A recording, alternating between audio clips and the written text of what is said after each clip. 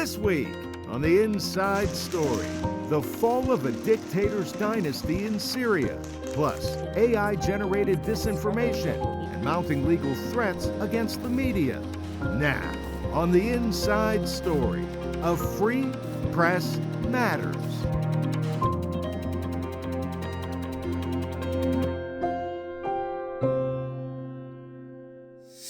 Hi, I'm VOA Press Freedom Editor Jessica Dorit here in New York City. Welcome to The Inside Story, a free press matters.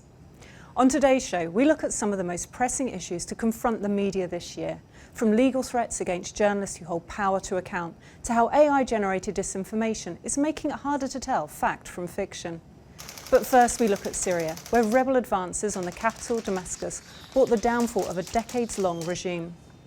President Bashar al-Assad has fled to Russia, and Syrians, who had lived under repressive rule and more than a decade of conflict, are cautiously optimistic. Here in the US, events are being watched closely, including by the family of Austin Tice, a freelance journalist taken captive in Syria 12 years ago. Little has been seen or heard of Tice since, but last week his family revealed they had evidence he was held in the capital, Damascus. What remains unknown is how the power shift will affect efforts to finally bring Austin home. Here's Christina Casada-Smith.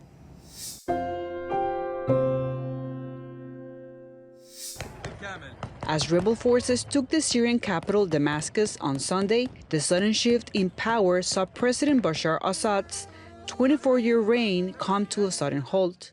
Syrians are cautiously optimistic, but analysts warn of uncertainty. Among those closely watching event unfold is the Tice family. They were in Washington last week to provide updates on the case of their son, Austin. The former Marine and law student turned freelance journalist was taken captive in Syria in 2012. Beyond a video taken after his capture, little had been seen or heard of him since. But on Friday, the family had new information to share. We've recently received very fresh information from a unimpeachable source that Austin is in fact alive. The new information places Tice in a prison in Damascus. Austin is alive and being treated well, and I can tell you he is waiting to come home. He is so ready, and he has known from the very first day that he was detained that he was going to walk free again. After speaking with media Friday, 17 members of the family and some aides walked to the White House in freezing temperatures to speak with officials. And on Sunday, President Joe Biden reiterated his commitment to bring the journalist home. We believe he's alive. We think we can get him back, but we have no direct evidence of that yet. And Assad should be held accountable. The uprising against Assad and the resultant unrest are what had drawn Tice to report from there in 2012. He had to go to tell the story of what was happening there, because he was like, nobody else is there. No one is telling what is happening, specifically to the women and children. The international community is focused too on securing Tice's release amid the changes in Syria. Austin Tice is a high priority for us right now. We're doing everything we can to try to locate him and set him free. For the Tice family, Assad's fall brings hope that their long saga to bring Austin home is nearly at an end. Christina Casada-Smith, VOA News. For the latest on Syria, you can follow our website at voanews.com. But staying with the US, one of the biggest challenges for American media in recent years has been the rise of so-called news deserts. As more media outlets shutter for economic reasons, partisan websites are filling the void. And it can be hard to tell the difference due to a phenomenon known as pink slime sites. In an age of disinformation, foreign influence campaigns, and a struggling local media industry, pink slime news sites are on the rise. But what are they, and who is behind them? Taking their name from a meat byproduct, these so-called pink slime sites in the U.S. replicate real news. But instead of independent, accurate journalism, they pump out low-quality content, often with a specific bias. Increasingly, these sites are filled with AI-generated content, known as filler, to try to make the websites look legitimate. And often, they use realistic-sounding names that make them appear connected to a specific town or city. Pink slime sites are filling the void left by news deserts, American towns or regions with no dedicated local media coverage. Economic and other pressures on the news industry have seen hundreds of outlets closed, with the U.S. losing a third of its newspapers in the past 2 decades. By June 2024, pink slime sites outnumbered legitimate local news, says NewsGuard. The watchdog is tracking 1,283 pink slime websites from all sides of the political spectrum. The largest is the conservative Metric Media, which has 1,062 sites.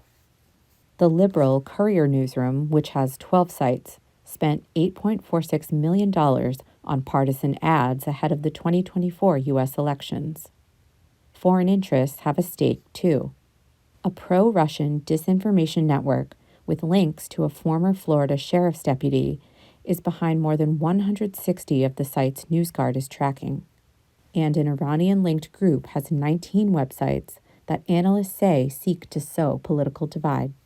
Spotting the sites can be hard, but experts say there are telltale signs: a lack of information and transparency on the owner and reporters, and low quality or obviously biased reporting. As we just heard, groups like NewsGuard are instrumental in tracking and analysing what drives these pink slime sites and how AI is being used to spread false narratives.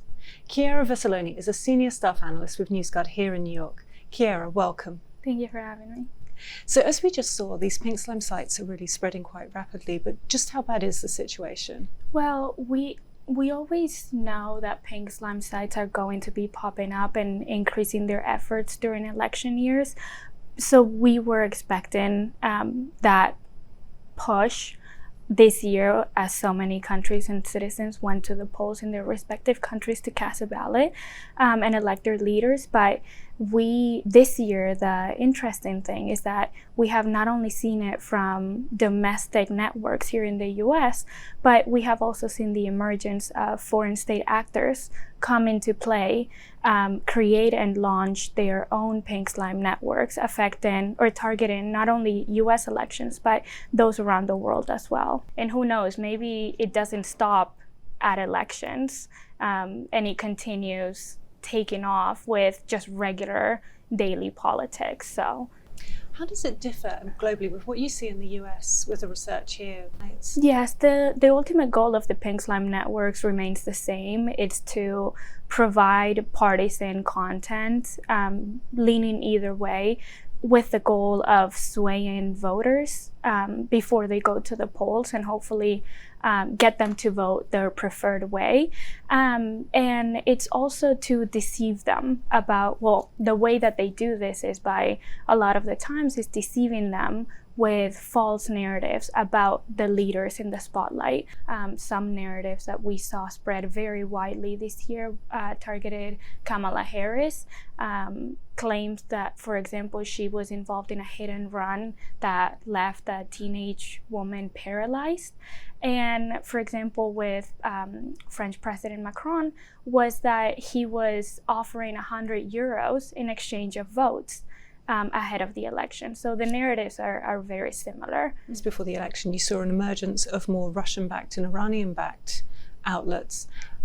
What are their narratives that they're pushing? What are they trying to achieve? And is there any sign that they're actually successful in using these pink slime sites? We have seen a lot of the narratives that have originated in these pink slime websites that, a lot of these sites are impersonating local US news outlets, and they will emerge out of almost thin air with the purpose of spreading that false narrative. And the interesting part is that because they originate in a seemingly innocuous and benign news outlet, people don't question it as much as if it's something that originated on Telegram or X or some other social media platform. So it already gives it a degree of seeming credibility and gained everyone's attention. And a lot of these narratives had actually made it to mainstream channels, and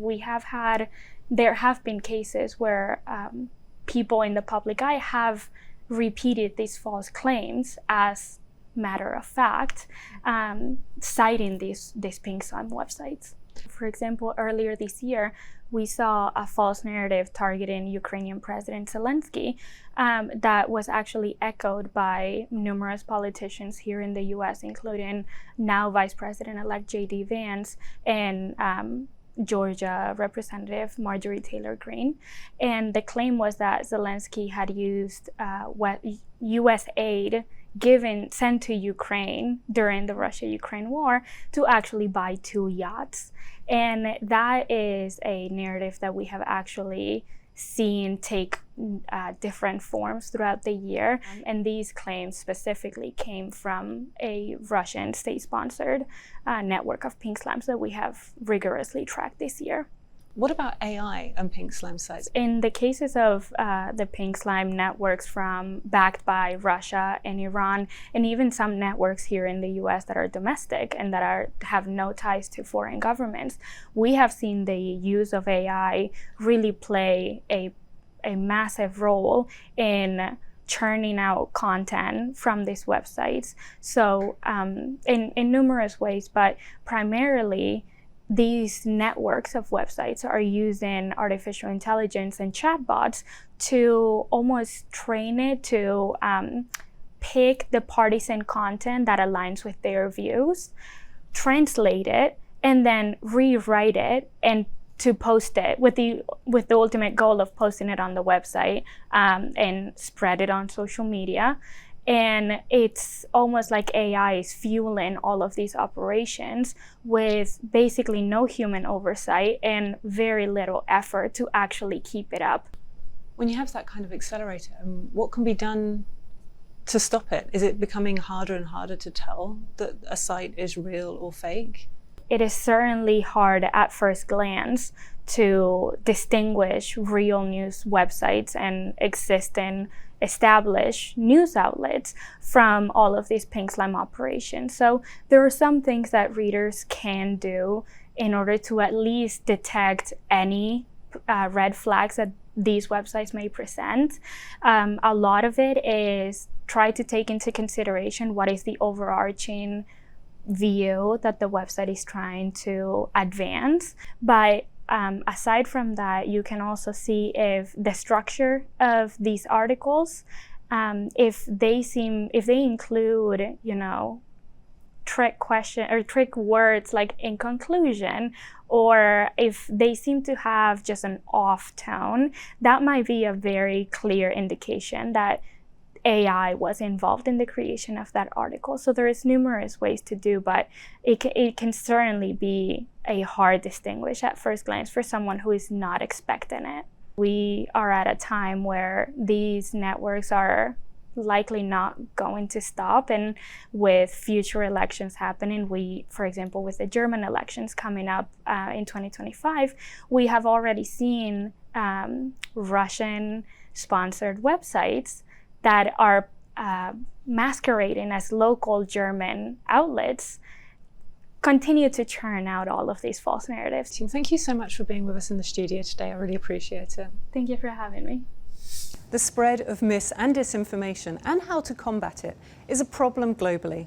In the Democratic Republic of Congo, for instance, false narratives around healthcare and vaccines can be a matter of life and death. These journalists working in Goma are fighting a flood of false information about war and disease in a region plagued by conflict and health care challenges.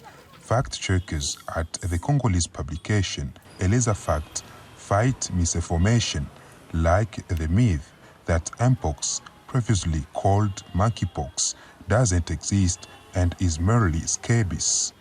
Aline Kataliko says their work is vital to public health and building trust. There are rumors about monkeypox that say, for example, that the vaccine is aimed at the extermination of the Congolese people. We are already observing the dangers of these rumors as they can harm the whole community and prevent the disease from being eradicated. Since 2021, the 25 journalists at Eleza Fact, including Joël Alimasi Kitambala, have been raising awareness about the dangers of misinformation. To verify facts, we put in keywords, and every time there's a post containing these keywords, we get notification on all of the publications concerned. If they feel the need for it, they assign a fact-checker team member who starts working on the organization in question. ELESA Facts articles are published on their website, shared on social media, and broadcasts via local radio stations to reach those without internet access. A lot of the misinformation involves medical conspiracies, similar to the one about Mpox. Journalist Joylene Kazimoto reported on misinformation about COVID-19 in these podcasts. In Kinshasa, the city where I live, I noticed a general reluctance on the part of a category of the population to join the fight against COVID-19, as many don't believe in the existence of this disease. Most of the people who are doubtful are those on the outskirts of the city. Editor Daniel Makeke says these efforts are important in combating disinformation. Radio stations relay the podcasts, which raise awareness of diseases and epidemics, how to get treatment, the truth behind the treatment, and the origin of monkeypox, etc. In this way, we can reach even those who do not have access to digital technology, who are being helped by the results of the verification work we are carrying out.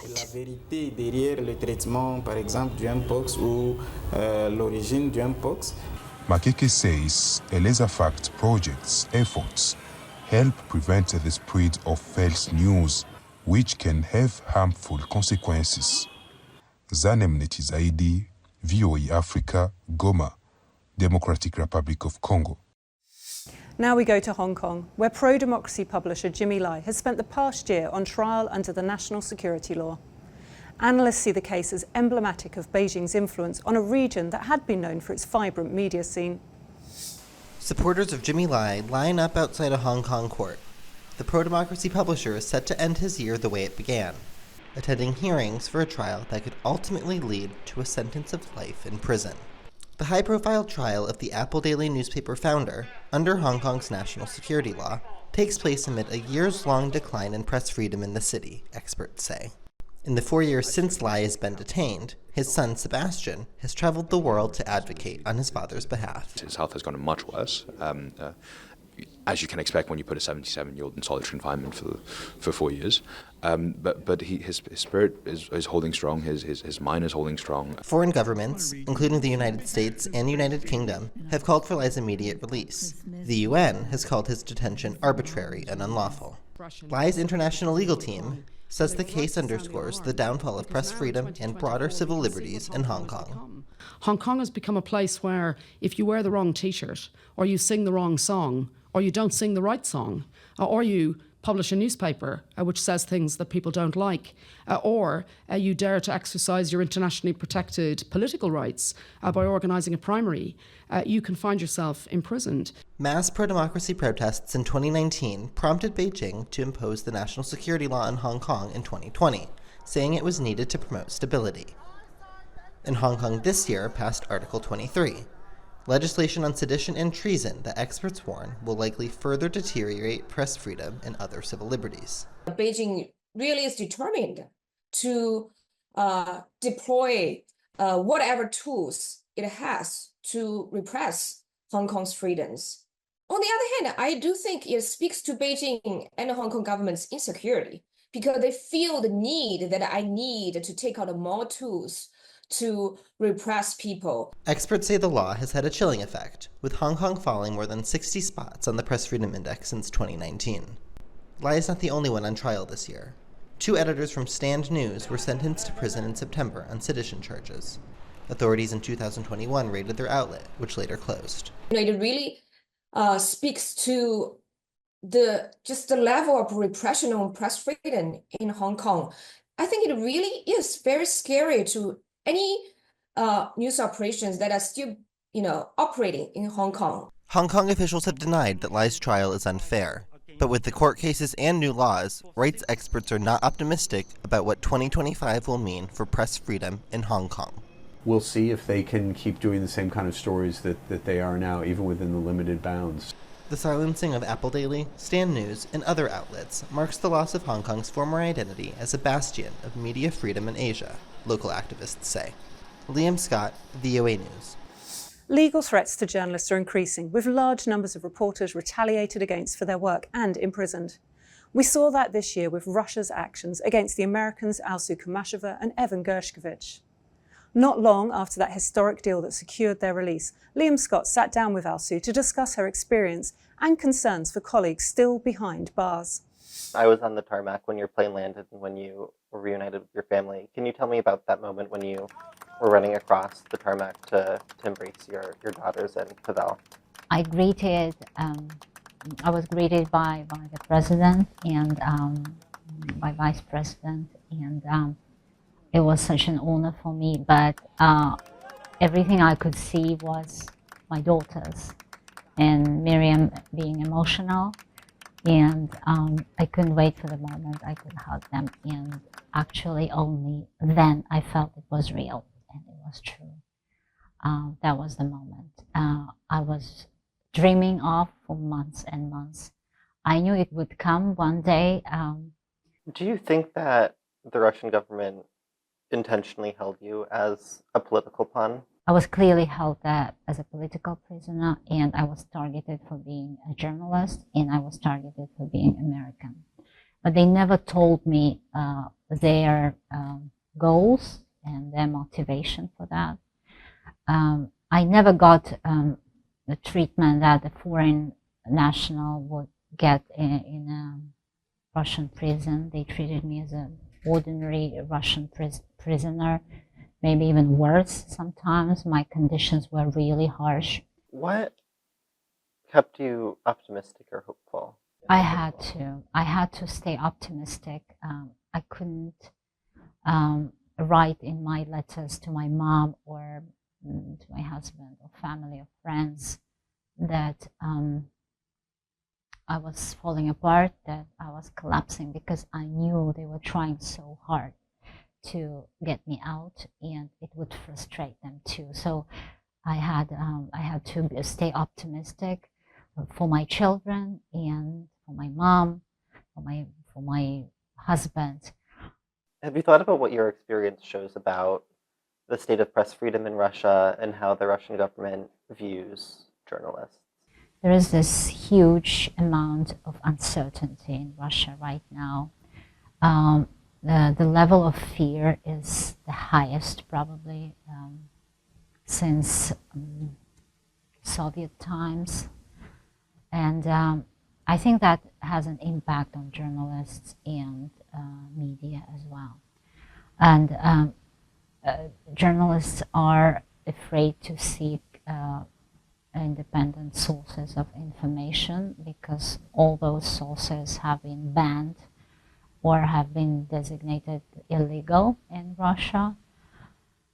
The whole society and also media has been put on survival mode. They're still there, but they are in the survival mode. Have you thought about what's next for you? My joy and my happiness of return and being free is bittersweet these days. I'm happy to reunite with my family, but I also think about those who are still there imprisoned, and especially journalists, and I really want to help them. Our profession is one of the strongest professions in the whole world. We are doing something that will have an impact years and years later. Thank you so much, Alsu. Really appreciate it. That's all for this week. Thank you for watching. For the latest on Syria and other world news, you can log on to voanews.com. Follow us on Instagram and Facebook at VOA News. And for all the press freedom related content, you can follow me on Blue Sky at Jessica Dorit. Catch up on past episodes at our free streaming service, VOA+. I'm Jessica Dorit. We'll see you next week for The Inside Story.